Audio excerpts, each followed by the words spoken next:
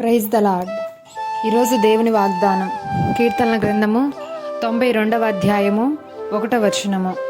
యెహోవాను స్తుతించుట మంచిది, మహోన్నతుడా నీ నామమును కీర్తించుట మంచిది. ఈరోజు పరిశుద్ధాత్మ దేవుడు మనతో మాట్లాడుతున్నటువంటి వాగ్దానం ఏమనగా, దేవుని స్తుతించే విషయంలో మనం ఏ విధంగా ఉన్నాము. ఈరోజు పరిశుద్ధమైనటువంటి పునరుద్ధాన దినము.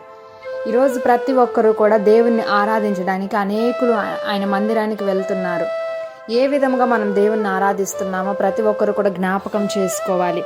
దావీదు అంటున్నాడు, యెహోవాను స్తుతించుట మంచిది, మహోన్నతుడా నీ నామమును కీర్తించుట మంచిది అని అంటున్నారు. కాబట్టి మనం దేవుని స్తుతిస్తే మనకు అన్ని విషయాలలో అది మేలుని అనుగ్రహిస్తుంది. ఈరోజు నీ కుటుంబంలో నాకు ఇది లేదు, నాకు అది లేదని, నాకు ఈ జీవితంలో ఇది కొదువ కలిగి ఉన్నానని నువ్వు బాధపడుతున్నట్లయితే ప్రతి విషయంలో కూడా ముందు దేవుని స్తుతించాలి.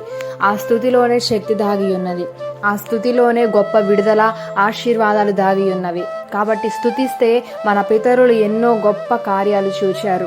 మీ జీవితాలలో కూడా యెహోవాను నువ్వు స్తుతించినప్పుడు, నీ పూర్ణ హృదయముతోను నీ పూర్ణ ఆత్మతోను దేవుని నువ్వు స్తుతించినప్పుడు తప్పకుండా నీ జీవితంలో ఏదైతే నువ్వు ఏ బంధకంలోనైతే ఉండి ప్రభువా నాకు సహాయము కావాలని అడుగుతున్నావో తప్పకుండా ఆ బంధకము నుండి పరిశుద్ధాత్మ దేవుడిని నువ్వు తప్పకుండా విడిపిస్తాడు. నీవు స్తుతించాలి. నీకున్న స్థితిని బట్టి నువ్వు కృంగిపోకుండా నీ హృదయపూర్వకంగా దేవుణ్ణి స్తుతించినట్లయితే, ఆయన నామమును కీర్తించినట్లయితే నీకు అన్ని విషయాలలో కూడా ఆ స్తుతి మేలును కలుగజేస్తుంది.